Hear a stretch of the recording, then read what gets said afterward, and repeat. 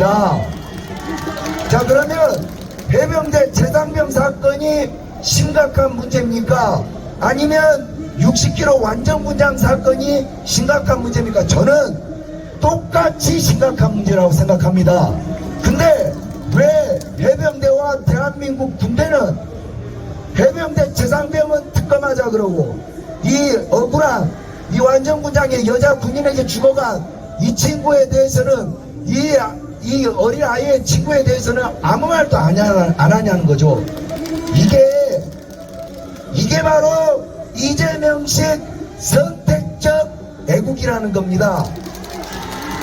최상병 사건은 이재명이 정치적으로 대통령을 압박할 거리가 있고 이건 건드리면 여자 장교가 나오니 민주당이 초페미니스트 당이기 때문에 여자 장교를 건드릴 수가 없고 여가부의 숙주인 민주당이 이 여자 장교들의 인신상 군 지도력의 문제가 대국민 분노를 이끌 것이 분명하기 때문에 절대 언급 안 하는 비겁한 이재명식 선택적 반란 아닙니까 여러분?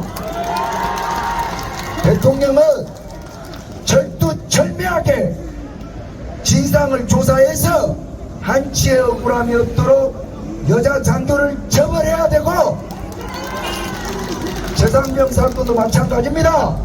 담당자를 처벌해야죠. 그걸 기다리라는 이야기죠. 왜 이게 정치적으로 특검을 해야 되고 말아야 되고 국민은 혼란스러워합니다. 자, 그런 특검에 쓸 에너지를 밝혀진 부정의 산덩어리인 이 선관위의 채용 비리에 에너지를 써달라는 거죠. 여러분, 해병대가 팔강모 사나이, 나 해군 출신이에요. 얼마나 의리들이 좋습니까? 우리가 연평해전 그리고 포격사건 모두 우리 해병대의 숭고한 희생을 기억하고 있습니다. 저는 어쩌다가 해병대가 이렇게 됐는지 좌절하지 않을 수가 없어요. 저는 해병대에 특히 젊은 해병들이 정치적으로 이용당하고 있는 꼴을 모른다고 생각합니다. 많이 봐줘서 최상병 사건에 대통령이 경로를 해서 이 대령이 수사한 대령이 수사권을 남용하여 사단장까지 처벌 의견으로 경찰한테 넘겼다는 건데 여러분, 군 검찰은 이런 사건에 군대 사건에 대해서 수사권이 없습니다. 그냥 경찰에 넘기면 돼요. 이 처벌 의견이 문제인 겁니다. 그냥 사건의 상황과 관련자에 대해서 넘기고 경찰이 조사하고 검찰이 조사해서 재판받고 처벌한 이후에 군 재판을 통해서 처벌하면 그만입니다. 거기에 그 조사와 처벌이 부족하다면 그때 해병대가 일어나야죠. 이게 순리고 순서입니다.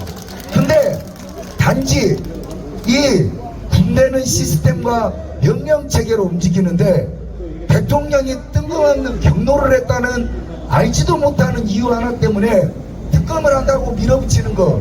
자, 특검을 주장하고 해병대가 이유를 만들고 있습니다. 지금 완전군장으로 이 여자애가 이 완전군장이 어떤 의미인지도 모르는 자격 없는 지도를 하는 애가 아이를 죽였는데 이병 1병을 죽였는데 이 사건에 대해서는 침묵하고 있어요. 그러면 국민들과 젊은 아이들이 도대체 이 나라의 군대가 어떻게 돌아가냐, 군대가 정치 집단이냐 이렇게 의심하지 않겠습니까?